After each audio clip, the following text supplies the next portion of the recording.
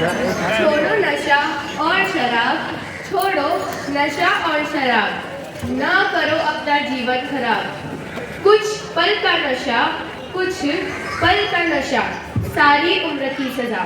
माननीय ट्रस्टी साहेब श्री, અહીં પધારેલ મહેમાન શ્રી, આચાર્ય શ્રી, શિક્ષકગણ અને મારી સાથે ભણતા મારા પ્રિય મિત્રો, નમસ્કાર. હું આપ સૌનું વિશ્વ ભારતી શાળા વતી હાર્દિક સ્વાગત કરું છું. આજના મારા વક્તવ્યનો વિષય છે વ્યસનોમાં ફસાતો આજનો યુવાન.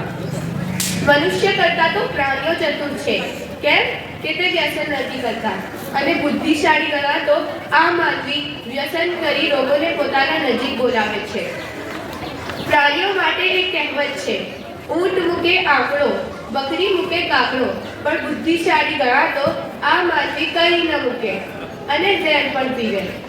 બાજુવાળો તેમનો તમામ કચરો તમારા આંગણામાં નાખે તો તમે તેમને નાખવા દેતા નથી, પણ તમારા આ પવિત્ર શરીરમાં શરાબ જેવા ઝેરી પીણાને પધરાવતા તમે કોઈ દિવસ ઝઘડો કર્યો છે ખરા?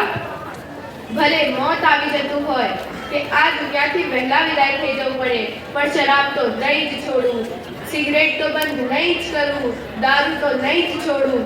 આવા માણસ માટે તો એક જ વાત કહેવી કે તારા આ શરીર પર તારા એકલાનો અધિકાર નથી. તને મોટા કરેલ તારા માતા પિતા, તારા બાળકો, તારી પત્ની બધાનો અધિકાર છે.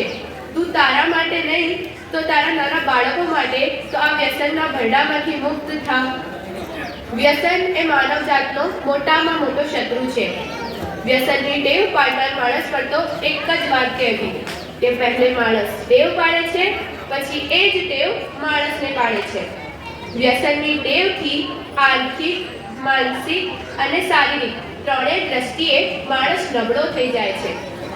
આ વિશે તો વડીલોએ પણ વિચાર કરવો જોઈએ, પણ વડીલો જ વ્યસન મુક્ત નથી તો યુવા પેઢીને શિખામણ કોણ આપે? વિશ્વના બધા જ દેશના લોકો માણસોને વ્યસનની ચુંગાલમાંથી બચાવી લેવા ખૂબ પ્રયત્નો કરી રહ્યા છે. વ્યસનનો પ્રશ્ન માત્ર આપણા જ દેશનો નથી, વિશ્વના બધા જ દેશના લોકો આવા નશાના વ્યસની બન્યા છે. પાન, બીડી, સિગરેટ અને ગુટકાથી એ મોટી લત છે દારૂની લત. એ એક વખત વળગે તેથી પછી આપણાથી છૂટી શકતી નથી. વ્યસનના ભરડામાંથી આપણા યુવાધનને બચાવી લેવા માટે વાલીઓ, કેળવણીકારો અને સમાજ સેવકોએ પણ જાગૃત થવું પડશે. આપ સૌના સહયોગથી જ આપણે આપણા યુવાધનને બચાવી શકીશું. અંતમાં હું એટલું જ કહીશ, सोचो, समझो और बचो नशे से. सोचो, समझो और बचो नशे से. जीवन जियो बड़े मजे से. जय हिंद.